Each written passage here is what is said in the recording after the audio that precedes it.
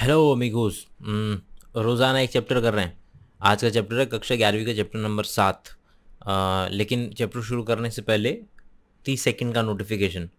बायोशाला की application download की है कि नहीं किया, नीचे डिस्क्रिप्शन में लिंक है। कहीं प्ले स्टोर पर बस बायोशाला लिखेंगे तो एप्लीकेशन आएगा, डाउनलोड कर लीजिए। वहाँ पर किताबों पर डिस्कशन है। सौयों किताबें हैं जो हम कवर करने वाले हैं।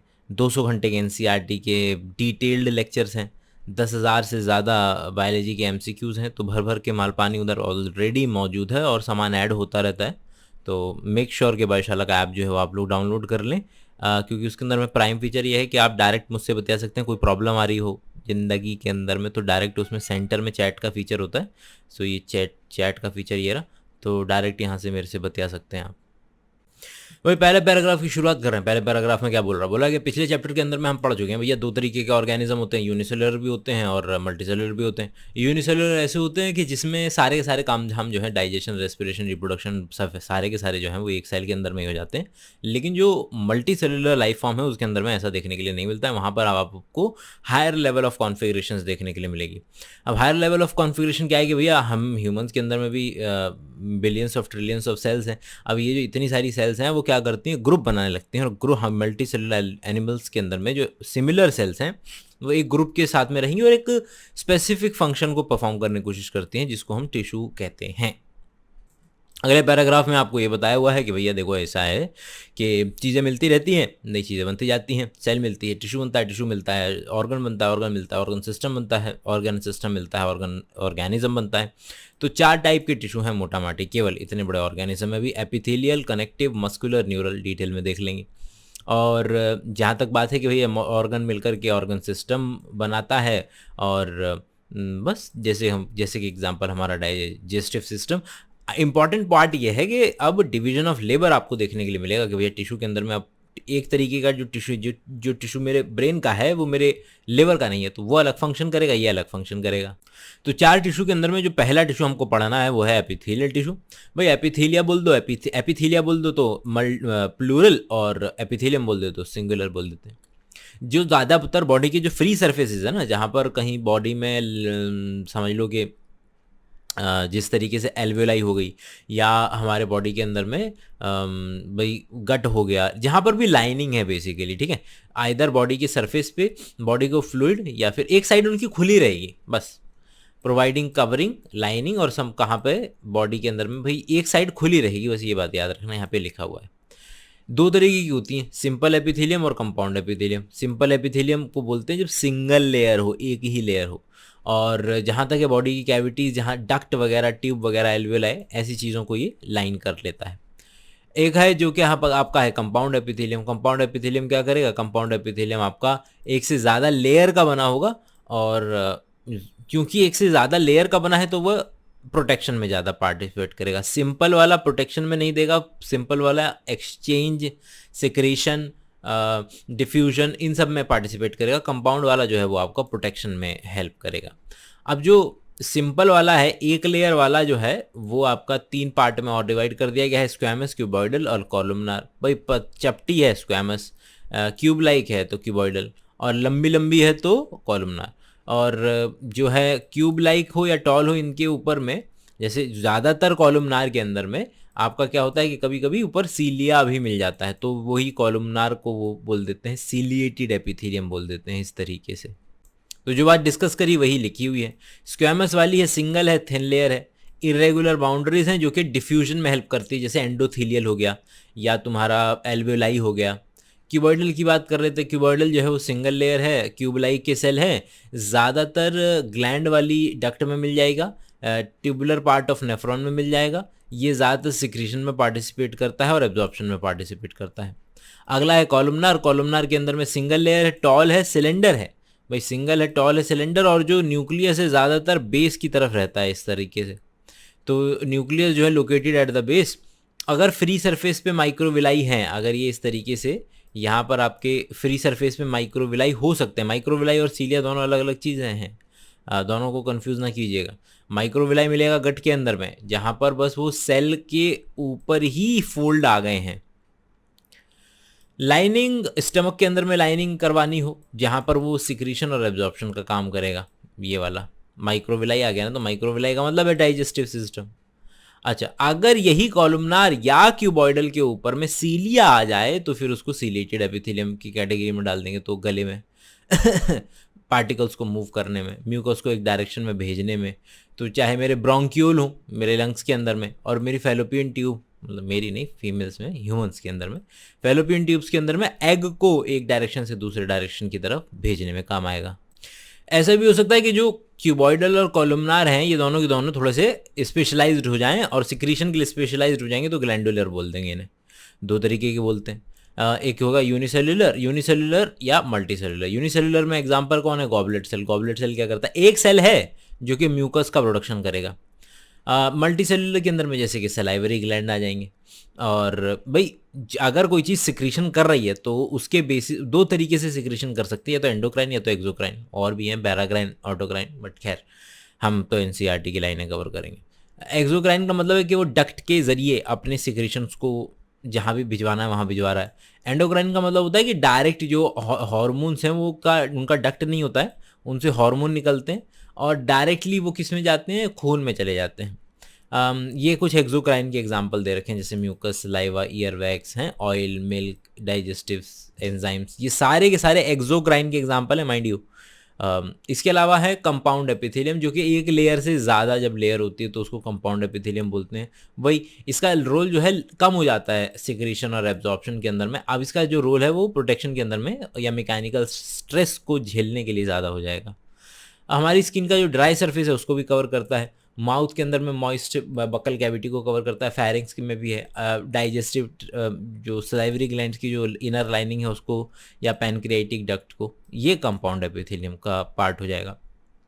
अब सेल हैं ऐसे एक दूसरे से जब चिपकी हुई हैं तो कुछ तो चाहिए जिसकी वजह से ये एक दूसरे से चिपकी रहें, तो वहाँ पर जो है जंक्शन आते हैं। जो एपिथेलियल सेल्स हैं वो एक दूसरे से चिपकी जो रह पाती हैं वो तीन वजहों से रह पाती हैं। तीन टाइप के जंक्शन होते हैं, टाइट जंक्शन, अडहेयर जंक्शन और गैप जंक्शन। गैप जंक्शन एक ऐसी चीज़ है जो कि दो सेल्स के बीच में छेद बनवा देती है।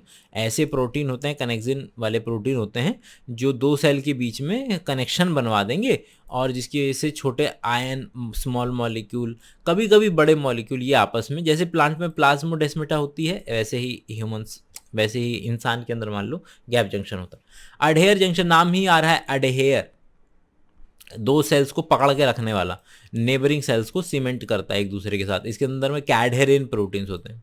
टाइट जंक्शन की बात कर लेते हैं, ये नाम ही ये है, जैसे दो सेल्स को सिल दिया गया हो वैसा बनता है आपका टाइट जंक्शन, जिसकी वजह से कुछ भी सामान जो है लीक नहीं हो सकता। हमारे पेट में भर भर के इतने सारे बैक्टीरिया हैं, हमारे सिस्टम में नहीं जाते हैं, क्यों? क्योंकि टाइट जंक्शन मौजूद है। वही कनेक्टिव टिश्यू, अगला पॉइंट। शरीर के अंदर में जो सबसे ज़्यादा टिश्यू मिलता है वो यही है, सबसे ज़्यादा मोस्ट अबंडेंट है। भाई चूंकि नाम ही उसका कनेक्टिव है तो चीज़ों को लिंक करेगा, सपोर्ट करेगा अदर टिश्यूज़ को। इसकी रेंज बड़ी ख़तरनाक है, ये बिल्कुल पानी जैसे ब्लड से लेकर के हड्डी जैसे टाइट और स्ट्रॉन्ग तक ये कनेक्टिव टिश्यू हमें मिल जाता है। कुछ भी हो जाए दिमाग से ये पर्टिकुलर डायग्राम जो है वो निकलना नहीं चाहिए। कनेक्टिव टिश्यू भैया क्या क्या है? लूज, डेंस और स्पेशलाइज्ड। ठीक है भाई, लूज के अंदर में एडिपोज और एरियोलर आ जाएंगे, मतलब मेरा फैट वाला और मेरी स्किन के नीचे वाला। डेंस वाले के अंदर में भी दो टाइप हैं, डेंस रेगुलर, डेंस इरेगुलर। की अगर उसके अंदर में जो फाइबर पड़े हुए हैं वो रेगुलरिटी के साथ पड़े कि इरेगुलरिटी के साथ पड़े? रेगुलर पड़े हैं तो दो हैं, टेंडन और लिगामेंट। और डेंस अगर इरेगुलर है तो स्किन के अंदर में आ जाएगा। स्पेशलाइज्ड वाले के अंदर में हमारे पास क्या क्या है? स्केलेटल टिश्यू है। तो स्केलेटन में हमारे पास कार्टिलेज और बोन और वेस्कुलर है, जिसके अंदर में ब्लड और लिम्फ। तो ये हो गया मेरा पूरा का पूरा खाका, दिमाग से निकलना नहीं चाहिए, क्योंकि ये अगर दिमाग में नहीं रहेगा तो फिर ये आगे की जो पैराग्राफ्स हैं वो दिमाग में चमकेंगे नहीं। तो जब मैं बोलूँगा कनेक्टिव टिश्यू, अब सबसे पहले लूज के अंदर में ये दोनों पढ़ेंगे हम। भाई ना, जाहिर सी बात है कि इसके अंदर में कार्टिलेज है, बोन है, एडिपोज है, ब्लड है, ये सारे के सारे कनेक्टिव टिश्यू हैं। लेकिन क्या नाम है, कनेक्टिव टिश्यू सारे के सारे सॉलिड होते हैं, केवल ब्लड को छोड़ करके। सारे के सारे सॉलिड इसलिए होते हैं क्योंकि उनके अंदर में होते हैं फाइबर। देखिए tissue is equal to, tissue क्या होता है? टिश्यू होता है, टिश्यू इज इक्वल, ध्यान से सुनिएगा ये वाली बात, टिश्यू इज इक्वल टू होता है सेल्स जमा एक्स्ट्रा सेल्यूलर मैट्रिक्स। ये देख रहे हैं, ये जो एक्स्ट्रा सेल्यूलर मैट्रिक्स होती है, और extra cellular matrix is equal to fibre जमा आपका प्रोटियोग्लाइकेंस वगैरह जो होते हैं। तो पॉइंट क्या है कि भैया एक ही है जो कि ब्लड है लिक्विड फॉर्म में, क्योंकि उसके अंदर में से फाइबर गायब होते हैं। खैर, इलास्टिसिटी और फ्लेक्सिबिलिटी जो है वो फाइबर के जरिए मिलती है, और यहाँ पर कुछ पॉलीसेकेराइड भी होंगे जो प्रोटीओग्लाइकन ग्लाइकोप्रोटीन्स भी बनवाएंगे, जो कि मिल करके ग्राउंड सब्सटेंस बनेगा। ठीक है, एक्स्ट्रा सेलुलर मैट्रिक्स में ग्राउंड सब्सटेंस बनेगा। तो बस इस पैराग्राफ से बात याद रखनी है कि एग्जाम्पल जमा टिश्यू इज इक्वल टू क्या होता है, टिश्यू इज इक्वल टू होता है सेल्स जमा extra cellular matrix. Extra cellular matrix क्या होता है, तुम्हारा फाइबर जमा ग्राउंड सब्सटेंस या प्रोटीओग्लाइकन ग्लाइकोप्रोटीन्स। सबसे वही ऊपर वाले loose connective tissue, dense connective tissue, specialised connective tissue. Loose वाले की अगर बात करेंगे तो उसके अंदर में थोड़ा सा भाई जाहिर सी बात है लूज है, स्किन के नीचे मिलेगा, एरियोलर है। और एरियोलर वाला यहाँ पर जो डायग्राम है एनसीईआरटी में उसे देखिएगा कि उसमें क्या दिखाया हुआ है कि सेल एक दूसरे से दूर हैं, थोड़ा लूज हैं, फाइबर ऐसे रैंडमली पड़े हुए हैं। और वहाँ पर आपके जो हैं मैक्रोफेजेस हैं, मास्ट सेल है, फाइब्रोब्लास्ट है। फाइब्रोब्लास्ट फाइबर बनाएगी, मैक्रोफेजेस बैक्टीरिया खाएगी, मास्ट सेल जो होती है पूरा की पूरी इम्यून सिस्टम का ही पार्ट है, जो हम 12th क्लास में डिटेल में देखेंगे। एडिपोज टिश्यू की अगर हम बात करें तो वही जहाँ पर हमारा फैट स्टोर होता है हमारी स्किन के नीचे। लूज कनेक्टिव टिश्यू तो है ही, ये तो हम जानते हैं, सबका पेट पता है हमें। तो लूज कनेक्टिव टिश्यू तो है ही, स्किन के नीचे मिलेगा। और स्पेशलाइज्ड होती हैं यहाँ पर सेल्स होती हैं जिसके अंदर में फैट स्टोर होगा। अच्छा, अब अगला है डेंस कनेक्टिव टिश्यू। नाम ही उसका डेंस कनेक्टिव टिश्यू इसलिए क्योंकि यहाँ पर फाइबर और फाइब्रोब्लास्ट जैसी जो चीज़ें हैं वो ज़्यादा हो जाएंगी, और जिसकी वजह से चीज़ें जो है कॉम्पैक्टली पैक्ड रहेंगी। अब जो ओरिएंटेशन है फाइबर की, फाइबर अगर बढ़िया तरीके से एक लाइन में लगा हुआ है तो उसको बोलेंगे डेंस रेगुलर, और ऐसे उल्टा सीधा पड़ा हुआ है तो उसको बोलेंगे डेंस इरेगुलर। ठीक है, तो ओरिएंटेशन और पैटर्न की वजह से डेंस रेगुलर और डेंस इरेगुलर होता है। ये डेंस रेगुलर की बात कर लेते हैं ज़रा। डेंस रेगुलर के अंदर में कोलेजन फाइबर वगैरह मौजूद है। फाइबर जो है वो कोलेजन का है, इस बार कोलेजन फाइबर मौजूद है जो कि बढ़िया तरीके से एक दूसरे से पैरेलल होकर लगा होता है, जिसके अंदर में दो एग्जांपल है हमारे पास, टेंडन और लिगामेंट। टेंडन जो है इस मसल से बोन को जोड़ता है, लिगामेंट जो है वो आपका बोन्स को बोन से जोड़ता है। और अगला है हमारा dense irregular. Dense irregular tissue के अंदर में हमारे पास फाइब्रोब्लास्ट हैं, मैनी फाइबर्स हैं, लेकिन वो ओरिएंटेशन उल्टी सीधी आगे पीछे ऊपर नीचे पड़ी हुई है। और ऐसे जो टिश्यू हैं वो हमारे स्किन में मिल जाएगा, कार्टिलेज में मिल जाएगा।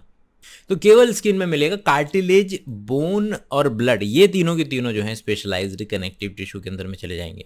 तो सबसे पहले क्या है कि कार्टिलेज की बात कर लेते हैं।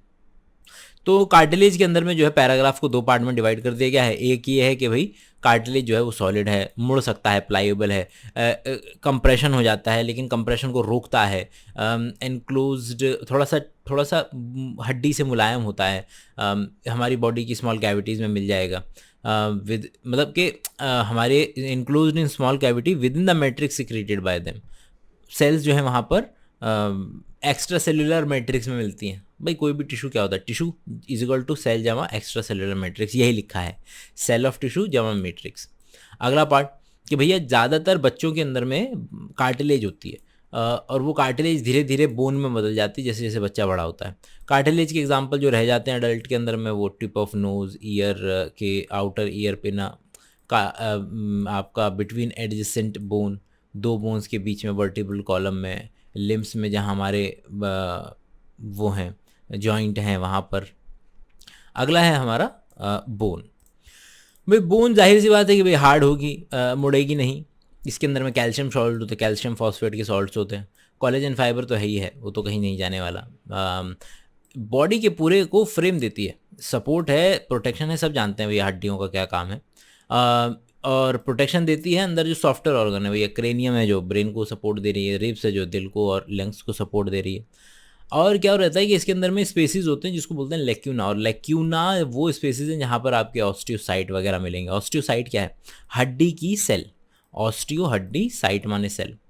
और क्या नाम है, हमारी जो लेग बोन है फीमर, वो सारा का सारा ज़्यादातर वेट हमारी बॉडी का बेयर करती है। Interaction with skeletal muscle, bones का स्केलेटल मसल के साथ मतलब बड़ा अच्छा नाता है, मैं बोल पा रहा हूँ आप, तो उसकी वजह से ही है। अच्छा, बोन मैरो होती है बोन्स के अंदर में जो कि ब्लड बनाने का भी काम करती है। ब्लड अपने आप में स्पेशलाइज्ड कनेक्टिव टिश्यू है, फ्लूइड कनेक्टिव टिश्यू है, इसके अंदर में आरबीसी, डब्ल्यूबीसी, प्लेटलेट मिलेंगे, इसमें फाइबर्स नहीं होते हैं जिसकी वजह से ये लिक्विड रह पाता है और बॉडी के अंदर में ट्रांसपोर्ट करेगा सब्सटेंसेस को एक जगह से दूसरी जगह। अगला है मसल, हमारा मसल टिश्यू। मसल टिश्यू कैसे होते हैं, ये लंबे होते हैं, पूरे जैसे फाइबर की तरह होते हैं, लॉन्ग सिलेंड्रिकल फाइबर होते हैं, एक दूसरे के साथ पैरेलल में लगे हुए होते हैं। न्यूमरस फाइन फाइब्रिल्स, मतलब पॉइंट यही है कि वो पाइप के अंदर में पाइप वाली जो स्ट्रक्चर होती है वैसी होती है, और जो सबसे छोटा होता है उसको मायोफाइब्रिल कहते हैं। मसल फाइबर जो होते हैं वो स्टिमुलेशन पर छोटे भी हो सकते हैं, बड़े भी हो सकते हैं, अपने एडजस्ट कर सकते हैं, अपने कॉन्ट्रैक्शन और रिलैक्सेशन उनकी प्रॉपर्टीज़ हैं।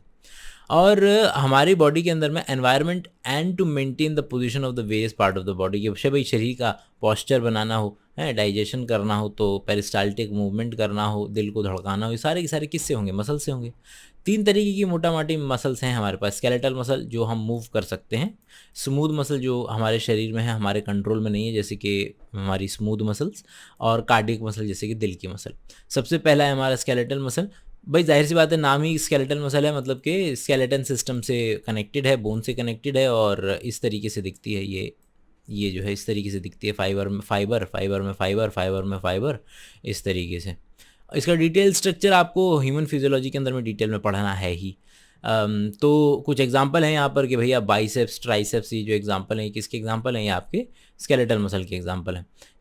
एक टफ कनेक्टिव टिश्यू की शीट होती है जो सेवरल मसल फाइबर को जो है पकड़ के रखती है। देखिए इस वाले को, ये अगर सेल है तो ये देखिए ये पकड़ के रखेगी, ये कवरिंग होती है यहाँ पर। तो बोल रहा है कि चैप्टर नंबर 20 में देख लेना डिटेल में। अगली मसल है हमारी स्मूथ मसल। भाई ऐसी सी दिखती है, फ्यूजीफॉर्म बोलते हैं इसको, फ्यूजीफॉर्म स्ट्रक्चर है। Cell junction holds them together, के जो हमने ऊपर अभी सेल जंक्शन पढ़े थे ना, टाइट जंक्शन, अटैच जंक्शन वगैरह, वो इनको आपस में एक दूसरे को पकड़वा के रखते हैं। हमारे जो शरीर के अंदर में इंटरनल ऑर्गन्स हैं, जैसे कि ब्लड वेसल है, स्टमक है, इंटेस्टाइन है, वहाँ पर ये सब कंट्रोल करती हैं। वहाँ पर ये हमारे कंट्रोल में नहीं है, इनवॉलेंट्री हैं स्मूथ मसल्स। हम डायरेक्टली इसको कंट्रोल नहीं कर सकते जैसे हम स्केलेटल मसल को कंट्रोल कर लेते थे। कार्डियक मसल है जो कि हमारे दिल की मसल है, कॉन्ट्रैक्टाइल टिश्यू है, जब से बच्चा पैदा भी नहीं होता है तब से दिल धड़कना शुरू करता है, जब तक आप मरते नहीं तब तक दिल धड़कता रहता है। और यहाँ पर दिल के अंदर में ही मिलेगी, यहाँ पर भी सेल जंक्शन बढ़िया तरीके से मिलेंगे, जिसकी वजह से जो प्लाज्मा मेम्ब्रेन है, 2 सेल्स की जो है आपस में फ्यूज़ हो जाती है। और जो एक सेल दूसरी सेल से कम्युनिकेशन कर सकती है वो करती है इंटरकैलेटेड डिस्क की मदद से। और यहाँ पर भी फ्यूजन पॉइंट्स हैं जिसकी वजह से एक सेल से कुछ आयन दूसरे सेल्स में जा सकते हैं। ये वही वजह है जिसकी वजह से आप ईसीजी में पढ़ेंगे कि कैसे ये सोडियम जो होता है वो एक सेल से दूसरी सेल में चला जाता है, जिसकी वजह से एक्शन पोटेंशियल एक सेल से दूसरी सेल में चला जाता है और आपका मसल जो है वो कॉन्ट्रैक्ट कर पाता है। हाँ, तो ये रहा ना, लिखा हुआ है ना कि हाँ एक सेल रिसीव करती है सिग्नल को, जो सोडियम आयन है उनको, और नेबरिंग सेल को भेज देती है, जिसकी वजह से नेबरिंग सेल भी फिर कॉन्ट्रैक्ट कर पाती है। अगला है हमारा भाई न्यूरल टिश्यू। भाई न्यूरल टिश्यू जो है हमारे शरीर के सबसे ज़्यादा जो पार्ट हैं उनको जो कंट्रोल करना है वो हमारा न्यूरल टिश्यू करता है। न्यूरल टिश्यू हमारे शरीर के अंदर में न्यूरल सिस्टम की एक्साइटेबल सेल्स होती हैं, वहाँ पर न्यूरॉन्स भी मिलेंगे, न्यूरॉन्स जमा न्यूरोग्लायल सेल्स भी मिलेंगी। न्यूरॉन्स तो होगा मेन काम करने के लिए कि भैया डीपोलराइजेशन, इलेक्ट्रिकल स्टिमुलस जो जाएगा वो जाएगा न्यूरॉन्स के थ्रू, लेकिन न्यूरोग्लायल सेल्स भी हैं जो कि हेल्प करती हैं, तो प्रोटेक्शन करेंगी, सपोर्ट देंगी न्यूरॉन को। न्यूरोग्लायल सेल जो हैं वो एक आधे से ज़्यादा पार्ट बनाती हैं, मतलब पूरे के पूरे न्यूरल सिस्टम का, ऐसे कम मात्रा में मत समझिएगा। और neuron is stimulated by electrical disturbances, ठीक है वही है। एक्शन पोटेंशियल की बात कर रहा है, आप जानते हैं, आप पढ़ेंगे वैसे आगे, कि जो पूरा का पूरा न्यूरॉन का जो एक्सॉन वाला पार्ट होता है उसमें इस तरीके से कूदते हुए इलेक्ट्रिकल स्टिमुलस आगे की तरफ जाता है, और जब ये कूदते हुए आगे की तरफ जाता है इसी को हम कहते हैं कि एक्शन पोटेंशियल जो है वो ट्रैवल कर रहा है न्यूरॉन के ऊपर। तो ये वो वाली बात हो गई। बोल रहा है कि एक न्यूरॉन ख़त्म होता है दूसरे न्यूरॉन पे, और या तो वो न्यूरॉन पे ख़त्म होगा एक, या फिर वो मसल पे ख़त्म होगा। और एक न्यूरॉन दूसरे न्यूरॉन को जो है वो क्या कर देगा, स्टिमुलेट कर देगा, और वहाँ पर एसिटाइल कोलिन सिक्रीट हो जाएगा, उसका स्टिमुलेशन हो जाएगा, या फिर गाबा जैसे न्यूरोट्रांसमीटर निकाल करके अगली जो न्यूरॉन है उसको शांत किया जा सकता है। तो 2 तरीके के हैं, बस इतना बोल रहा है कि 2 तरीके के आपके सिग्नल प्रोपिगेशन होते हैं, स्टिमुलेटरी होते हैं कि इनहिबिटरी होते हैं। तो स्टिमुलेटरी में एसिटाइल कोलिन आ जाएगा और इनहिबिटरी में गाबा वाले आ जाएंगे। भाई वैसे तो चैप्टर टिश्यू के बारे में था, लेकिन अभी वो अर्थवर्म और कॉकरोच भी पढ़ाएगा, तो इसलिए बोल रहा है कि एक पैराग्राफ पढ़ लो ऑर्गन और ऑर्गन सिस्टम के बारे में। आप जानते हैं टिश्यू से मिल करके ऑर्गन बनेगा, ऑर्गन से मिल करके ऑर्गन सिस्टम बनेगा। तो यही लिखा हुआ है यहाँ पर कि जो है कि बस यही कि जो टिश्यू हैं, बेसिक टिश्यू जो हैं, वो मल्टी सेलुलर ऑर्गेनिज्म के अंदर में आपस में मिलकर के ऑर्गन सिस्टम बनाने लगते हैं। और जो है एक पर्टिकुलर ऑर्गन के अंदर में आपको एक से ज़्यादा तरीके के टिश्यू मिल जाएंगे। ऑब्वियस है भाई, कई सारे, जैसे कि हार्ट के अंदर में epithelial tissue, connective, muscular, neural, सारे तरीके के टिश्यू जो है वो आपको मिल जाते हैं। और हल्का सा मतलब नॉर्मल चीज़ है, ज़्यादा पढ़ने वाली नहीं है। जो भी पढ़ने वाली है वो मैं आपको बताता ही चला जाऊँगा कि भैया आपने पिछले चैप्टर के अंदर में मॉर्फोलॉजी, एनाटॉमी वगैरह पढ़ाई हुआ है थोड़ा सा, तो आपको ये डेफिनेशन वगैरह है मॉर्फोलॉजी और एनाटॉमी की पहले से क्लियर होती ही हैं। और मॉर्फोलॉजी जो है वो एक्सटर्नल फीचर्स को रिप्रेजेंट करता है, एनाटॉमी जो है वो अंदर की चीज़ों को जो है रिप्रेजेंट करता है।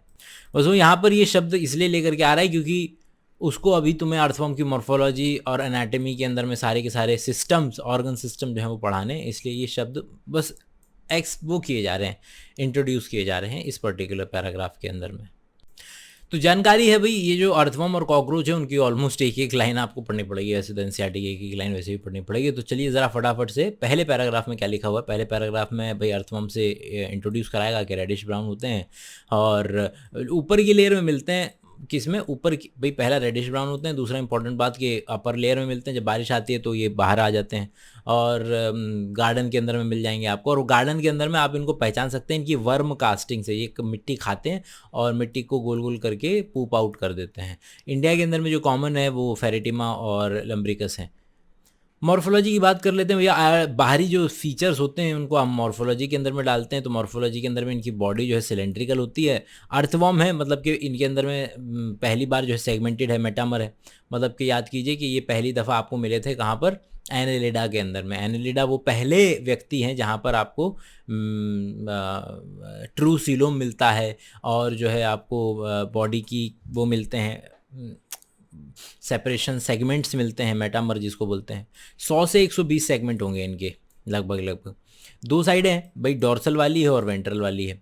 और क्या नाम है, दोनों जो डॉर्सल साइड और वेंट्रल साइड है उसको अलग अलग तरीके से पहचाना जा सकता है। जैसे डॉर्सल जो लाइन जा रही है वो डॉर्सल ब्लड वेसल की लाइन जा रही है, जिससे डॉर्सल साइड जो है वो पता लगाई जा सकती है इसकी।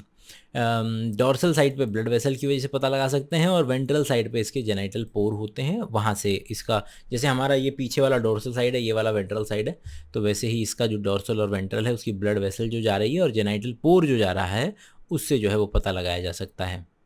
जो इसका सामने वाला पार्ट है, इंटीरियर पार्ट जो है, जिस डायरेक्शन में जब ये मूव करता है वो वाला जो पार्ट है, वहाँ पर जाहिर सी बात है मुंह होगा, माउथ होगा और प्रोस्टोमियम होता है। अब जाहिर सी बात है कि ये क्या है, एक कवरिंग है, मान लीजिए एक वेज सी कवरिंग है, जो कि भाई डायरेक्ट ही बात है, आप डायरेक्ट एक कवरिंग होनी चाहिए जो आपको डिसाइड कर सके कब आपके वरना सब मुंह में घुसता रहेगा, आप ठीक से चल नहीं पाएंगे। तो ये हेल्प करता है कई सारी चीज़ों में। पहला कि भैया चीज़ों में जब आप आगे बढ़ेंगे तो उसमें वेज की तरह काम करेगा, फोर्स की तरह आप इसको इस्तेमाल कर सकते हैं, इससे आगे खोद सकते हैं। इसके अलावा ये इसका सेंसरी फंक्शन भी होता है कि ये सेंस कर सकता है चीज़ों को। और जो पहला सेगमेंट है उसको पेरिस्टोमियम बोलते हैं। तो याद रखिएगा कि शुरुआत एंटीरियर जो पार्ट है वो माउथ और प्रोस्टोमियम बना हुआ है, लेकिन पहला जो सेगमेंट है उसको हम कहते हैं पेरिस्टोमियम। जो कि वहाँ पर आपका क्या चीज़ अंदर की तरफ बक्कल कैविटी देखने के लिए मिलेगी और इसके पास माउथ भी है बस। तो ये माउथ जो है इंटीरियर पार्ट पे है, प्रोस्टोमियम जो है वो सेंसिटिव ऑर्गन है और पेरिस्टोमियम जो है वो पहला सेगमेंट है जहाँ पर मुंह मिलेगा। ये वही चीज़ें ऊपर जो एनसीईआरटी में लिखा हुआ है वही एक एक लाइन कन्वर्ट कर दी गई है। तो क्या है कि मोटा मोटी ये जो पोर्शन है ना पूरा पूरा अर्थवर्म और कॉकरोच वाला, उसके अंदर में बस डायग्राम देखना है और चीज़ें लिखी हुई हैं, डेटा है केवल और केवल। तो बस वो रिवीजन की तरह हम देखते जा रहे हैं कि अगर आप एक बार पढ़े हुए हैं और आप जानते हैं उस चीज़ को, आपने अगर याद किया हुआ तो वो रिवाइज हो जाएगा साथ में। तो प्रोस्टोमियम होगा, पेरिस्टोमियम हो गया, क्लाइटेलम जो होता है वो 14 से 16 सेगमेंट में मिलता है। बॉडी को 3 पार्ट में डिवाइड कर दो। क्लाइटेलम से पहले वाला प्री क्लाइटेलर, क्लाइटेलम वाला क्लाइटेलर और क्लाइटेलम के बाद वाला पोस्ट क्लाइटेलर। 1 से 13 पहले, फिर 14 से 16 क्लाइटेलम वाला, और 16 के बाद 17 से लेकर के आखिरी तक पोस्ट क्लाइटेलर हो जाएगा आपका। वेंट्रल साइड पे हमने देखा था, डिस्कस किया था कि वही मेल जेनाइटल पोर वगैरह मिलते हैं, तो स्पर्माथिकल एपरेचर जो है ये इसमें मिल जाएंगे। जेनाइटल पोर सिंगल होता है फीमेल वाले के अंदर में, और मिड वेंट्रल लाइन पे 14 सेगमेंट पे, वही क्लाइटेलम वाले रीजन पे। मेल पोर जो है वो एक पेयर ऑफ जेनाइटल पोर है present on to the ventral side, 18 segment पे मिल जाएगा वो। नेफ्रीडिया, नंबर ऑफ नेफ्रीडियोफोर जो है वो भाई बॉडी के अंदर में, बॉडी का जितना भी डाइजेस्टिव मटेरियल है वो बॉडी से बाहर फेंका जाता है। 2-3 तरीके हैं उसके। तो एक तो ये तरीका है कि इंटेस्टाइन में फेंक दिया जाए, और या तो ये तरीका है कि बाहर बॉडी के जो सरफेस है उसके ऊपर में खोल दिया जाए। तो कुछ जो है बॉडी के सरफेस पे खोलते हैं, हमें पता नहीं है, लेकिन जैसे सिटे होता है, मतलब कि जो अर्थवर्म होता है उसके पास सिटे होता है, जो कि फंगस का जैसे सेल वॉल काइटिन का बना होता है, तो ये सिटे भी जो है वो काइटिन के बने होते हैं, और ये सिटे मूवमेंट के लिए हेल्प कर पाते हैं इसको। हर एक सेगमेंट के अंदर में उसके पास ये मिल जाएंगे, मतलब बिल्कुल ऐसे ऐसे जैसे आगे बढ़ने के लिए इसका इस्तेमाल किया जाता है। बॉडी वॉल क्या है अर्थवर्म की, अगर बॉडी वॉल को काट के देखेंगे, सबसे बाहर क्यूटिकल है जो कि थोड़ा सा मॉइस्ट होती है, फिर उसके बाद एपिडर्मिस, उसके बाद जैसे बिल्कुल देखो हमारा पेट होता है ना, पेट का क्या है कि उसके अंदर में देखो सबसे बाहर की लेयर है सरोसा, फिर मस्कुलर लेयर आती है। मस्कुलर लेयर भी 2 तरीके की होती हैं, लॉन्जिट्यूडनल मसल्स और सर्कुलर मसल्स, जो कि पेरिस्टाल्टिक मूवमेंट करती है हमारे पेट के अंदर में। बिल्कुल वैसे ही यहाँ पर 2 तरीके की मसल्स हैं, सर्कुलर मसल और लॉन्जिट्यूडनल मसल, और फिर पेराइटल लेयर है। तो ये बॉडी वॉल हो जाएगी अर्थवर्म की। क्यूटिकल सबसे बाहर की तरफ है, जो कि थिन लेयर है एपिडर्मिस के बाहर, जो सिक्रीशन देती है, थोड़ा लुब्रिकेटिव रहता है, उसका मॉइस्ट रहती है, गैसेस एक्सचेंज में आसानी होती है। एपिडर्मिस वही सिंगल लेयर है, वहाँ पे कॉलमनार सपोर्टिंग सेल्स हैं, और ग्लैंड्स भी मिल जाएंगे वहाँ पे, म्यूकस और एल्ब्यूमिन वाले। ठीक है। बाहर वो सिटे जो है वो थोड़ा सा एक्सटर्नल स्टिमुलेशन को भी पता करने में काम दे सकता है। अगला है अर्थवर्म का डाइजेस्टिव सिस्टम। तो वही जो ऊपर सारी चीज़ें लिखी थी वही हम कर चुके हैं। क्लाइटेलम वाला ऐसा कर लिया, स्पर्माथिके कर लिया, प्री पोस्ट और क्लाइटेलर वाला कर लिया, सिटे जो कर लिया, ये इस तरीके से सेगमेंट होते हैं, और इस तरीके से सिटे निकला हुआ होता है, ये भी कर लिया हमने। ठीक है, ये वाला पार्ट हो गया हमारा। एनाटमी पे जा रहे थे हम। ओके, बॉडी वॉल वाला पोर्शन हम कर चुके हैं। बॉडी वॉल वाला पोर्शन हमने कर लिया है। तो जो एनसीईआरटी में एलिमेंट्री कैनाल है वही बस पॉइंट में बना दिया गया है। सबसे पहले माउथ मिलेगा, टर्मिनल ओपनिंग है, और प्रोस्टोमियम के नीचे की तरफ होता है, कवर्ड होता है। फिर उसके नीचे फिर बक्कल कैविटी है, जो कि सेगमेंट 1 से 3 तक चलेगा। फिर उसके नीचे फेरिंग्स है, जो कि पियर शेप्ड ग्लैंड है 3 और 4 सेगमेंट में। उसके नीचे ईसोफेगस से 5 से 7 में ट्यूबुलर होता है। गिजर्ड, वहाँ पर थोड़ा सा मिट्टी विट्टी पड़ी रहती है, जिसकी वजह से फिजिकल डाइजेशन हो जाता है खाने का। ओवल है, थिक वॉल है, 8 से 9 फूड को ग्राइंड करने में काम करता है। स्टमक जो है 9 से 14 मिल जाएगा। ग्लैंडुलर है, एंजाइम सिक्रेट किए जाएंगे वहाँ पे। इंटेस्टाइन जो है 15 से लेकर के लास्ट तक मिलेगा। 26 से 35 के बीच में आपको टाइफोसोल मिलता है। टाइफोसोल क्या करता है, अच्छे तरीके से एब्जॉर्प्शन करने में हेल्प करेगा। एनस जो है वो लास्ट में मिलेगा, और एक वर्म कास्टिंग जो है वो यहीं से बाहर निकलेगी। तो जो सारी चीज़ें हमने डिस्कस करी वही है यहाँ पर। जो है टर्मिनल माउथ है, 1 से 3 सेगमेंट में बक्कल कैविटी है, फिर फेरिंग्स आ जाता है, मस्कुलर है, नैरो ट्यूब है, ईसोफेगस 5 से 7 सेगमेंट में, गिजर्ड 8 से 9 के अंदर में, स्मॉल पार्टिकल होते हैं, ग्राइंड करने में हेल्प करता है। कैल्सीफेरस ग्लैंड होते हैं यहाँ पर, जो कि स्टमक में मौजूद होंगे, जो कि ह्यूमिक एसिड को न्यूट्रलाइज करेंगे, जो कि हमस में प्रेजेंट होता है। इंटेस्टाइन जो है वो आपका 15वें सेगमेंट के बाद में तक जो है लास्ट सेगमेंट तक चलेगा, और सीकम जो है वो 26वें सेगमेंट में है। 23 से 25 में टाइफोसोल मिलेगा, ये रहा टाइफोसोल, और फिर आखिर में जाकर के एनस मिल जाएगा। बस जो एनसीईआरटी की लाइन थी वो सारी की सारी हमने यहीं पर कवर कर ली थी।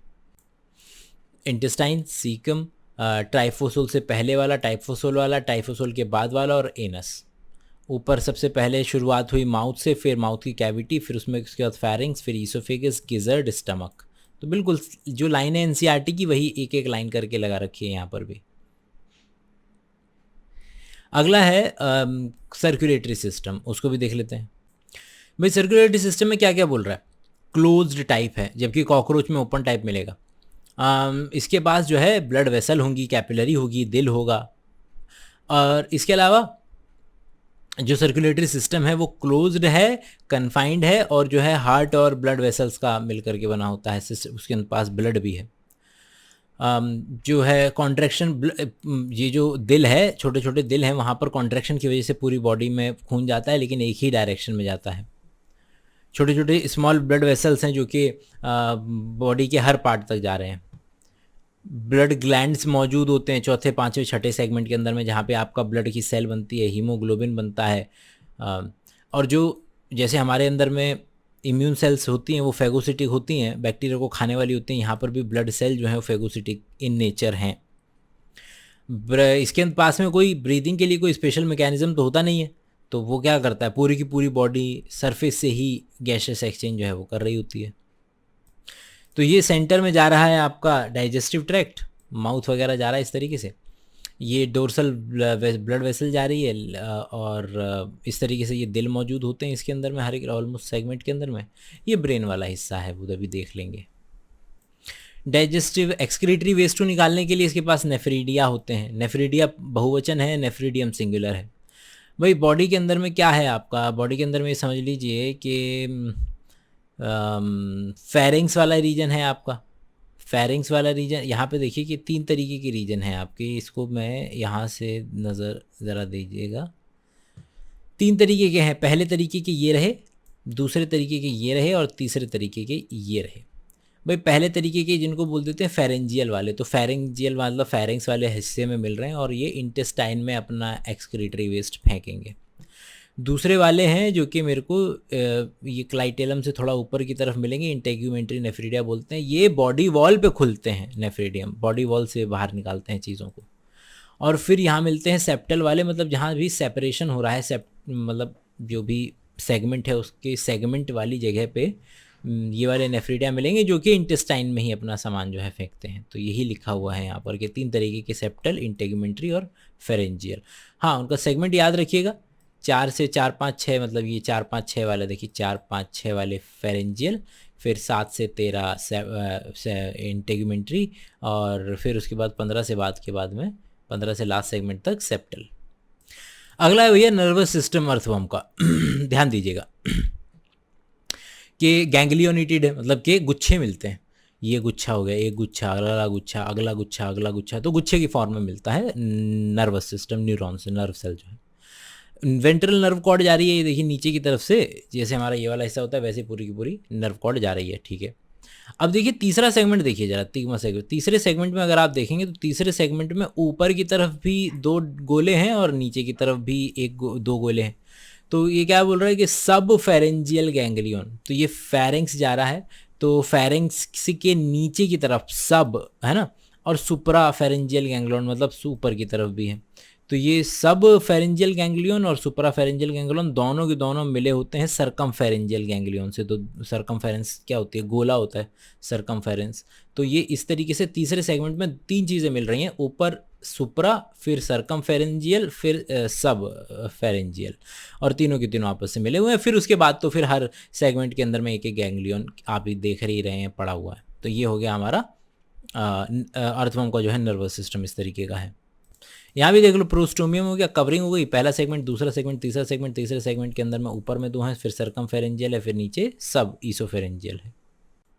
मेल रिप्रोडक्टिव सिस्टम पे नजर डाल लेते हैं भैया। हर्माफ्रोडाइट होते हैं। हर्माफ्रोडाइट का मतलब ये नहीं है कि अपने साथ ही रिप्रोडक्शन कर लेंगे, मतलब कब एक बार मेल की तरह एक्ट कर लेंगे और अगली बार जब किसी से रिप्रोडक्शन करेंगे तो फीमेल की तरह एक्ट कर लेंगे। सबसे पहले देख लेते हैं टेस्टिस 10 और 11 के अंदर में, तो 9, 10, ये जो गोले गोले 1, 2, 3, 4, तो 4 मतलब 2 पेयर ऑफ टेस्टिस 10वें और 11वें में, ठीक है। वास डिफरेंसिया जो है फिर 18 तक जा रहा है, तो ये वास डिफरेंस जो है ये यहाँ से लेकर के वास डिफरेंस जो है 18 तक जा रहा है, ठीक है। एक्सेसरी ग्लैंड मिल जाएंगे 17 से 19 के बीच में, 18 तक जा रहा है मतलब 18 तक यहाँ तक, 19 से 19-20 मतलब यहाँ प्रोस्टेट ग्लैंड वगैरह मिल रहे हैं, ठीक है। फिर इसके बाद एक्सेसरी ग्लैंड हो गए 17 से 19 के बीच में, जो कि यही अभी जो देखा हमने प्रोस्टेट ग्लैंड वगैरह हो गए। मेल जेनाइटल पोर 18वें सेगमेंट में मिल जाएगा, एक सेगमेंट ऊपर में, ठीक है। तो यहाँ वाले सेगमेंट में जेनाइटल पोर मिल जाएगा, साइड की तरफ खुलेगा। स्पर्माथिके 6, 7, 8, 9 यहाँ पर ये रहे स्पर्माथिके, ये स्पर्माथिकी क्या करेंगे, जब रिप्रोडक्शन करेंगे तो दूसरे का स्पर्म ले करके अपने पास रख लेंगे और फिर जब मर्जी उनका यूज़ करना होगा तो उनका यूज़ बाद में कर लेंगे। फीमेल रिप्रोडक्टिव सिस्टम देख लेते हैं भैया। ओवरी, ओवरी डक्ट और फीमेल जेनाइटल पोर, ये देखना है। तो ओवरी जो है वो 12-13 के अंदर में है, तो ये जो है ये वाला जो सेगमेंट है ये 12-13 के अंदर में, यहाँ पर ओवरी मिल जाएगी, ठीक है। ओविडक्ट जो है फ्रंटल पार्ट ऑफ फनल बना लेता है, ठीक है, यहाँ से फनल बना लेगा, ये रहा फनल। ओविडक्ट ये रही आपका लिखा हुआ, ये फनल वाला शेप जो है, और फनल के बाद वो बाहर पोर की तरह ओपन हो जाएगा। तो फीमेल जेनाइटल पोर है तो ये 14 के अंदर में खुल जाएगा, तो यहीं पे फीमेल जेनाइटल पोर 14th वाले पे वेंट्रल साइड में खुलेगा, ठीक है। मेटिंग के वक्त क्या होता है कि दो अर्थवम, एक ऐसे आ गया एक ऐसे आ गया, है ना, और डेक्स्ट्रा पोजीशन पे अटैच हो जाते हैं, और क्या करते हैं कि जैसे ही male genital opening comes in contact with the opening of spermathecae, तो स्पर्माथिके के अंदर में सामने वाले के स्पर्म जो है लेकर के रख लिए जाएंगे और फिर उनका इस्तेमाल कर लिया जाएगा। स्पर्म को एक्सचेंज करने के बाद फिर उस स्पर्म का इस्तेमाल कर लिया जाएगा एग को फर्टिलाइज करने के लिए। बस नज़र मारते चलें, जो सारी चीज़ें हम डिस्कस कर चुके हैं। सर्कुलेटरी सिस्टम में 4 हार्ट हैं, लेटरल हैं और ईसोफेजियल हार्ट हैं, और 7वें और 9वें सेगमेंट में 12 और 13 के अंदर में। ब्लड वेसल्स में डॉर्सल ब्लड वेसल जो जा रही है पूरा का पूरा वेंट्रल ब्लड वेसल जा रही है, लेकिन डॉर्सल वाली इंपॉर्टेंट है। वेंट्रल ब्लड वेसल्स के अंदर में इसमें वाल्व्स नहीं देखने के लिए मिलेंगे। ब्लड जो ग्लैंड हैं वो 4, 5, 6 के अंदर में मिल जाएंगे, और कॉर्पस्कल्स मतलब सेल्स बना रहे हैं, हीमोग्लोबिन बना रहे हैं। सेल कॉर्पस्कल में WBC जो कि फैगोसिटिक सेल्स होती हैं वो होंगी, और प्लाज्मा के अंदर में कलरलेस लिक्विड और प्रोटीन्स वगैरह मिल जाएंगे। एक्सक्रीटरी सिस्टम में हमने डिस्कस किया था नेफ्रिडियम 3 टाइप के हैं, फेरेंक्स वाले फेरेंजियल, फिर इंटेग्यूमेंट्री जो बॉडी वॉल पे निकालेंगे, और फिर सेप्टल जो कि इंटेस्टाइन में निकालेंगे, सेम चीज़। ओके, ये रहा दिल, वेंट्रल नर्वस सिस्टम, ठीक है, सब न्यूरल, ठीक है, ये हम डिस्कस कर चुके हैं 3, फेरेंजियल, सेप्टल, फेरेंजियल, इंटेग्यूमेंट्री और फिर सेप्टल। रिप्रोडक्टिव सिस्टम स्पर्माथिके, ठीक है ठीक है ठीक है ठीक है, ये सब डिस्कस हो चुका है। अगला चलेंगे हम अपने कॉकरोच के ऊपर में। कॉकरोच का बेसिक जिक्र दिया हुआ है यहाँ पर पहले आपका कि ब्लैक ब्राउन बॉडी हो सकती है इनकी।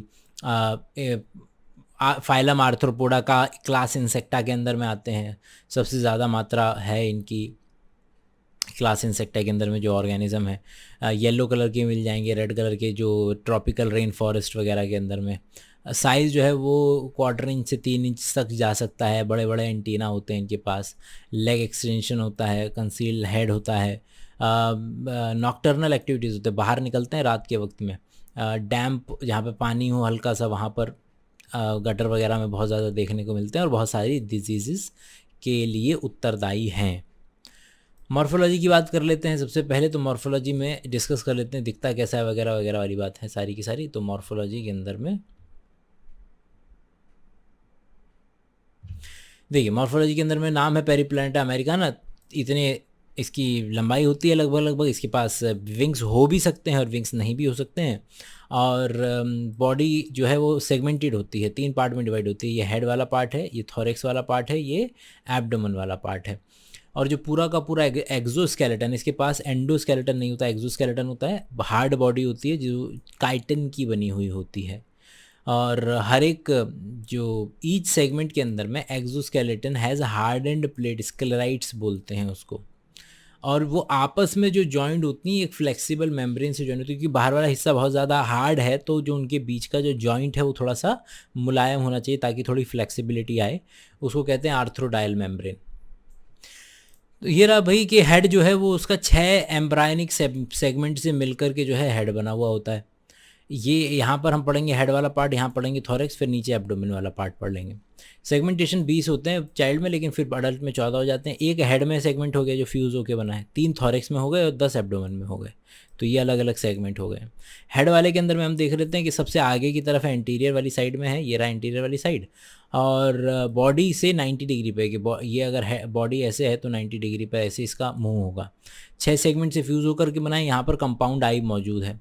माउथ पार्ट की अगर बात करें तो यहाँ पर लेबरम, मैंडिबल, मैक्सिला, लेबियम और हाइपोफैरिंग्स, ये सारी चीज़ें जो है मिल जाएंगी। बस लेबल करना है आपको कि कौन सा पार्ट जो है वो कौन सी जगह आपको नज़र आ रहा है बस।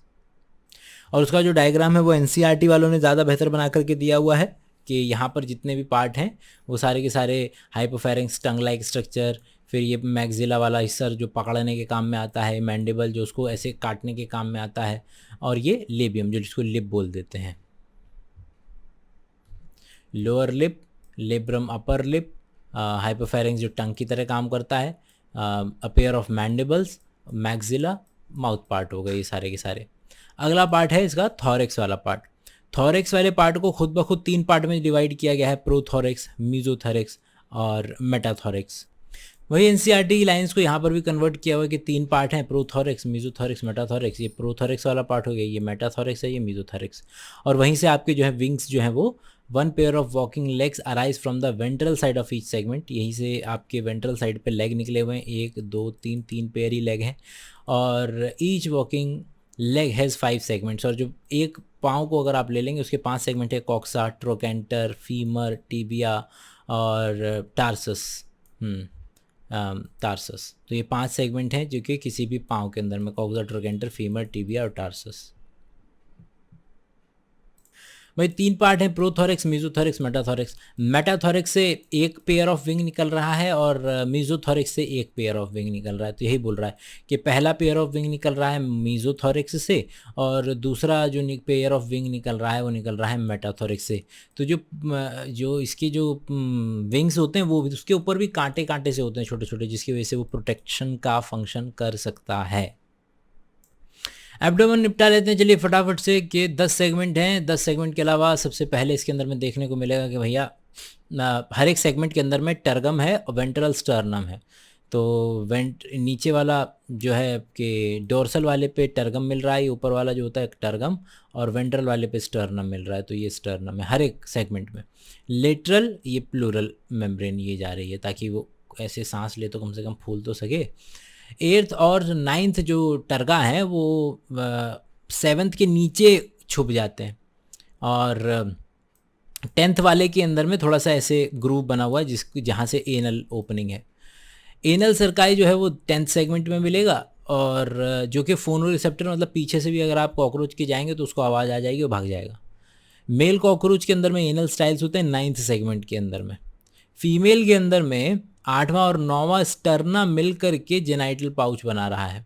जेनाइटल पाउच बना रहा है। 7th जो है वो स्टर्ना जो है, चूंकि उसने 7th वाले ने 8th और 9th को अपने अंदर ले लिया है तो वो बोट शेप्ड हो जाता है। मेल जेनाइटल जो है ओपनिंग जो है वो 9th सेगमेंट में है और फीमेल वाली जो है वो 8th सेगमेंट में है। बॉडी वॉल की 3 लेयर लगा लो कि बॉडी वॉल को अगर हम स्टडी करना चाहते हैं तो उसमें 3 लेयर होंगी। पहला सबसे बाहर वाली क्यूटिकल, तो ये जो इतनी मोटी नज़र आ रही है क्यूटिकल है। ये सारा का सारा एंडोस्केलेटन जो होता है वो क्यूटिकल का ही बना होता है। फिर मिडिल लेयर जो एपिडर्मिस, तो ये वाली जो लेयर है वो एपिडर्मिस की लेयर है और उसके नीचे बेसमेंट मेम्ब्रेन, सबसे नीचे जो है बेसमेंट मेम्ब्रेन। तो क्यूटिकल ये प्लांट वाला क्यूटिकल नहीं है, ये सबसे ऊपर छोटा सा मान लो, ये पूरा का पूरा जो इसका मोस्ट ऑफ द एंडोस्केलेटन जो है वो क्यूटिकल का बना होगा। अगला है हमारा एलिमेंट्री कैनाल, मतलब कि एनाटमी। एनाटमी में जो सबसे पहले हम डिस्कस करने वाले हैं वो एलिमेंट्री कैनाल डिस्कस करने वाले हैं। सबसे पहले आपका क्या मिल जाएगा यहाँ पर, 3 पार्ट में डिवाइड कर दो, फोरगट, मिडगट, हाइंडगट। ठीक है, ओके। तो शुरुआत हो जाएगी कहाँ से, फेरिंग्स वाले रीजन से। तो फेरिंग्स मतलब फेरिंग्स वाले रीजन के बाद फेरिंग्स, ईसोफेगस, क्रॉप, गिजर्ड। ठीक है, लेकिन फेरिंग्स के दोनों साइड पर 4 गोले मिलेंगे, ऐसे 1 2 3 4। तो उसमें क्या देखने को मिलेगा कि वहाँ पर सलाइवरी ग्लैंड भी है और सलाइवरी ग्लैंड के रिजर्वायर भी हैं। सलाइवरी ग्लैंड भी है और सलाइवरी ग्लैंड के रिजर्वायर भी हैं। फिर ईसोफेगस से क्रॉप से जाते हुए गिजर्ड। गिजर्ड इंपॉर्टेंट है, यहाँ से तो खाना खाली जा रहा है, गिजर्ड इंपॉर्टेंट है। गिजर्ड के अंदर में कंकड़ पत्थर पड़े होते हैं, वो खाने को ग्राइंड करने के बड़े काम में आता है। फिर ये गिजर्ड हो गया। गिजर्ड के बाद, गिजर्ड का ही दूसरा नाम प्रोवेंट्रिकुलस नाम है।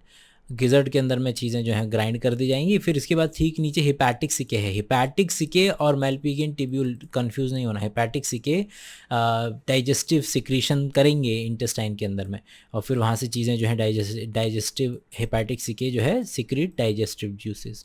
वहाँ से चलता हुआ मिडगट, और मिडगट और हाइंडगट का जहाँ मिलन हो रहा है वहाँ पर आपका मेलपिगियन टिब्यूल मिल जाएगी। मेलपिगियन टिब्यूल क्या करेगी, बॉडी से नाइट्रोजनस वेस्ट लेकर के इंटेस्टाइन में फेंक देती है और वहाँ से वो नाइट्रोजनस वेस्ट जो है वो रेक्टम की तरफ चला जाता है। तो ये हो गया इसका डाइजेस्टिव सिस्टम। अगला जो सिस्टम है वो है हमारा ब्लड सर्कुलेटरी सिस्टम। तो ब्लड सर्कुलेटरी सिस्टम जो है वो ओपन टाइप का होगा, अच्छी तरीके से डेवलप्ड नहीं है। पूरी की पूरी बॉडी जो है वो हीमोसील है, एक तरीके से कैविटी की तरह खुली हुई है, और जहाँ पर सारे का सारा जो टिश्यू है वो ब्लड के साथ में नहाता रहता है। हीमोलिम्फ जो तरल पदार्थ यहाँ घूमता रहता है वो दो चीज़ों का बना हुआ है, प्लाज्मा और हीमोसाइट।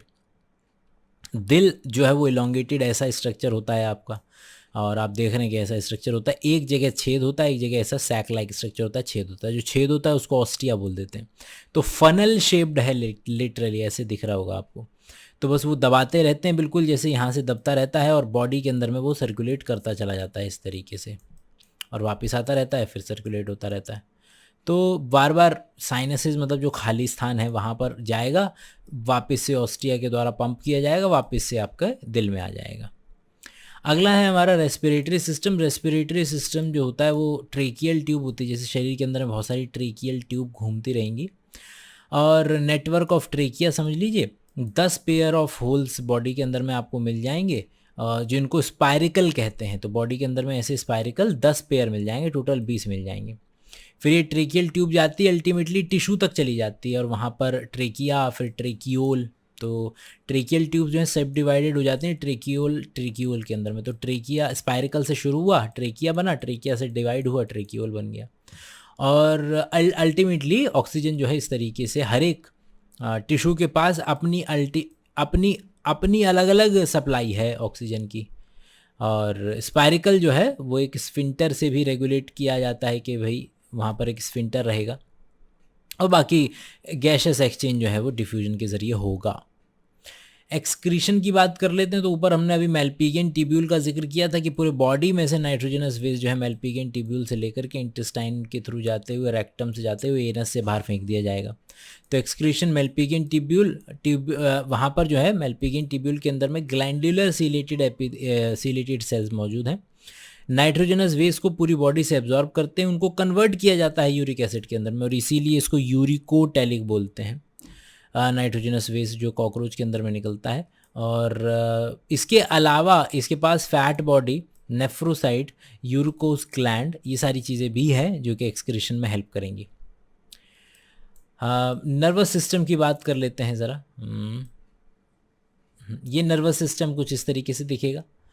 3 main ganglia, prothoracic ganglion, mesothoracic ganglion, पूरी बॉडी में फैला हुआ है। वेंट्रल साइड पे है, आगे की तरफ में है, नीचे की तरफ में है। 3 गैंग्लियन गुच्छे मिलते हैं आपके थॉरेक्स में, prothorax ganglion, mesothorax ganglion, metathorax ganglion. उसके अलावा फिर नीचे की तरफ 6 और मिल जाएंगे आपको इस तरीके से। यहाँ पर मेन ब्रेन रहता है, क्योंकि यहाँ पर एंटीना है, कंपाउंड आइज वगैरह है, तो यहाँ पर आपका नर्व का गुच्छा सबसे ज़्यादा बड़ा होगा। पढ़ते हैं ज़रा। नर्वस सिस्टम जो है वो गैंग्लिया बेस्ड है, हर एक सेगमेंट के अंदर में उसका न्यूरॉन का गुच्छा है। 3 जो गैंग्लिया हैं वो थोरेक्स में लाई कर रहे हैं, देखा हमने, और 6 जो है एब्डोमेन में लाई कर रहे हैं, वो भी देखा हमने। पूरी बॉडी के अंदर में नर्वस सिस्टम फैला हुआ है, वेंट्रल साइड पे होता है, ये भी देखा हमने। कॉकरोच का सर काट भी जाए, अब आपको मालूम है कि 1 हफ्ते वो जिंदा क्यों रहता है, कि उसका पूरा ब्रेन जो है उसकी बॉडी के अंदर में है। ब्रेन जो है वो सुप्रा ईसोफेजियल गैंग्लियन है, तो ईसोफेगस से ठीक ऊपर की तरफ सुप्रा ईसोफेजियल गैंग्लियन है, जो सारा का सारा न्यूरॉन सप्लाई करता है एंटीना को, कंपाउंड आई को। सेंस ऑर्गन जो है यहाँ पर है antenna, eye, maxillary palp, labial palp, anal circle, यहाँ पर भी आपका पूरा का पूरा न्यूरॉन का जाना ज़रूरी है। कंपाउंड आई जो है वो डॉर्सल सरफेस की तरफ है, और दो होती हैं, मतलब कि, और 2000 हेक्सागोनल ओमेटिडिया का बना होता है हर एक आँख में, तो 4000 टोटल हेक्सागोनल ओमेटिडिया है। मोज़ेक विजन होता है। मोज़ेक का मतलब होता है कि सेंसिटिविटी ज़्यादा है, रिजोल्यूशन कम है। आपकी शक्ल नहीं दिख रही है, लेकिन आपका आप हिलेंगे तो बहुत जल्दी से पता चल जाएगा उसे। रिप्रोडक्टिव सिस्टम की बात कर लेते हैं भाई। रिप्रोडक्टिव सिस्टम मेल और फीमेल का बिल्कुल अलग होगा। मेल रिप्रोडक्टिव सिस्टम जो है टेस्टिस है। टेस्टिस कहाँ है? 4 से 6 सेगमेंट के बीच में। कहाँ है? ये रहा, 4 से 6 सेगमेंट के बीच में टेस्टिस है, ठीक है। फिर क्या होगा? फिर ये वाला जो हिस्सा है यहाँ पर दिखाया गया है कि डक्ट कहाँ से कहाँ जा रही है। फिर यहाँ दिखाया गया है कि ग्लैंड कौन कौन से हैं, और फिर यहाँ बताया गया है कि एक्सटर्नल जेनाइटेलिया किस तरीके का है और चीज़ें कहाँ से बाहर निकलती हैं। तो हमने पहले देखा कि 4 से 6 सेगमेंट के बीच में आपके पेयर ऑफ टेस्टिस हैं, और फिर वो वास डिफरेंस से होते हुए जैकुलेटरी डक्ट से होते हुए सेमाइनल वेसिकल पे, मतलब सबसे पहले क्या है, मतलब टेस्टिस से वास डिफरेंस से सेमाइनल वेसिकल से तुम्हारा जैकुलेटरी डक्ट, ठीक है, सेमाइनल वेसिकल से होते हुए जैकुलेटरी डक्ट से बाहर निकलेगा। एजैकुलेटरी डक्ट जो है वो मेल गोनोपोर पे जो है वेंट्रल साइड जो एनस है वहाँ पर खुलती है, तो ये एजैकुलेटरी डक्ट से यहाँ मेल गोनोपोर पे एनल सर्कस सरकाई के पास जो है ओपनिंग आएगी। Testis, vas deferens, seminal vesicle, ejaculatory duct और फिर ये ओपनिंग, ये हो गया इसका रास्ता। अब बता रहा है कि ग्लैंड्स के बारे में बता रहा है कि भैया एक मशरूम शेप्ड ग्लैंड होता है जो 6 से 7 एब्डोमिनल सेगमेंट के अंदर में जो है वो आपको मिल जाएगा। तो ये यहाँ पर आपका पीछे की तरफ फैलिक ग्लैंड है और यहाँ पर सेमाइनल वेसिकल है, ये मशरूम शेप्ड ग्लैंड हो जाएंगे जो कि 6 से 7 सेगमेंट के बीच में मिलेंगे। एक्सटर्नल जेनाइटेलिया जो है वो बना हुआ है वो मेल गोनेपोफाइसिस या फैलोमियर इसको बोल देते हैं, और ये पूरा का पूरा जहाँ पर काइटिन का बना हुआ है एसिमेट्रिकल स्ट्रक्चर है जहाँ पर सराउंडेड बाय मेल गोनोपोर। यहाँ पर आपका मेल गोनोपोर है, ये पूरा का पूरा राइट फेलोमेयर, वेंट्रल फेलोमेयर, ये पूरा का पूरा आपका क्या बनाता है, एक्सटर्नल जेनाइटेलिया बनाता है। सूडोपीनस, ये सारी की सारी चीज़ें, क्योंकि स्ट्रक्चर कोई मेल की तरह सिमेट्रिकल नहीं है, बड़ा ही एसिमेट्रिकल स्ट्रक्चर है यहाँ पर। तो जो स्पर्म है वो एक एक इंडिविजुअल नहीं रहता है, तो ये जो स्माइनल वेसिकल है यहाँ पर स्पर्म को स्टोर किया जाएगा और उनके बंडल बना दिए जाएंगे, और जो बंडल ग्लू करके उनका बंडल बना दिया जाता है, और बंडल बना करके उसको स्पर्मेटोफोर बोलते हैं, जो कि कॉपुलेशन के वक्त जो है बाहर निकाला जाएगा। बात करेंगे फीमेल रिप्रोडक्टिव सिस्टम की। अब फीमेल रिप्रोडक्टिव सिस्टम जो है वो 2 लार्ज ओवरी का बना हुआ है, तो ये सारा का सारा ये ओवरी है, 2 लार्ज ओवरी हैं ये, और लाइंग लेटरली 2 से 6 सेगमेंट के बीच में होती हैं, और ये ओवरी जो है बनी होती हैं 8 ओवेरियन टिब्यूल्स की, मतलब कि ये इस तरीके से 8, 1 2 3 4 5 6 7 8 इस तरीके से ये चलती है नीचे, और ये पूरा का पूरा एग का डेवलपमेंट होता है इसका इस तरीके से, तो नीचे की तरफ आती हैं, तो ये ओवरी हो गया। 8 ओवेरियन टिब्यूल के चेन ऑफ डेवलपिंग ओवर, ठीक है। ओविडक्ट सारी की सारी आकर के ज्वाइन कर जाती हैं यहाँ पर, और जो ओविडक्ट ज्वाइन कर गई उसी को यहाँ पर oviduct is equal to vagina बोल देते हैं यहाँ पर। तो कहाँ है, ठीक है, डेवलपिंग ओविडक्ट को ही ऑल्सो कॉल्ड एज विजाइना, और फिर ये जेनाइटल चैम्बर में ओपन होती हैं। अ पेयर ऑफ स्पर्माथिके जो है 6ठे सेगमेंट में मौजूद है, वो ये रहा स्पर्माथिके, छोटा सा है, ये स्पर्माथिके मौजूद है यहाँ पर। ऊपर हमने डिस्कस किया था कि स्पर्म जो है बंडल में आता है तो वो स्पर्मेटोफोर है, तो स्पर्म जो है वो ट्रांसफ़र कर दिया जाता है स्पर्मेटोफोर की फॉर्म में, और जब एक फर्टिलाइज हो जाता है तो वो इनकैस्ड हो जाता है, कैप्सूल में इनकैस्ड हो जाता है, जिसको हम ऊथिके बोल देते हैं। ऊथिके एक dark reddish blackish brown capsule है जो तकरीबन 8 मिलीमीटर तक का हो सकता है। ऊथिके को एक सूटेबल सरफेस पे ग्लू करके रख दिया जाता है जहाँ पर अच्छी ह्यूमिडिटी होनी चाहिए, खाना पीना वगैरह बढ़िया से मिल जाए। ज़्यादातर फीमेल जो है 9 से 10 ऊथिके, जिसके हर एक के अंदर में 14 से 16 जो एग मौजूद होंगे। जो कॉकरोच की जो डेवलपमेंट है वो किस तरीके से निम्फल स्टेज होती है, इसको बोलते हैं पोरो मेटाबोलस प्रोसेस, और जो दिखने में अडल्ट की तरह ही होते हैं, लेकिन वो फिर 13 बार जो है अपना मोल्टिंग करते हैं, अपनी स्किन को शेड करते हैं, तब जा कर के आखिरी वाली स्टेज के अंदर में विंग्स आते हैं और वो फाइनली उसका इवोल्यूशन कंप्लीट होता है, मतलब पूरा का पूरा कॉकरोच बन जाता है वो। आखिरी पैराग्राफ इसीलिए कि भैया कोई इकोनॉमिकल इंपॉर्टेंस नहीं है, इनकी मर भी जाएंगे कोई फ़र्क नहीं पड़ेगा, लेकिन मरते ही नहीं है, और ह्यूमंस के आसपास इन्होंने जीना सीख लिया है, और कोई भी चीज़, छोटी मोटी चीज़ जो स्मॉल एक्सक्रीटा से लेकर के खाने का छूटा हुआ थोड़ा बहुत सामान भी इनके लिए काफ़ी है ज़िंदा रहने के लिए, और ये बहुत सारे तरीके की बैक्टीरियल और डिजीज़ जो हैं वो ट्रांसमिट करते हैं। फ्रॉग आपका नीट वाले उसमें है नहीं, तो अभी फ़िलहाल हम उसको कवर नहीं कर रहे हैं।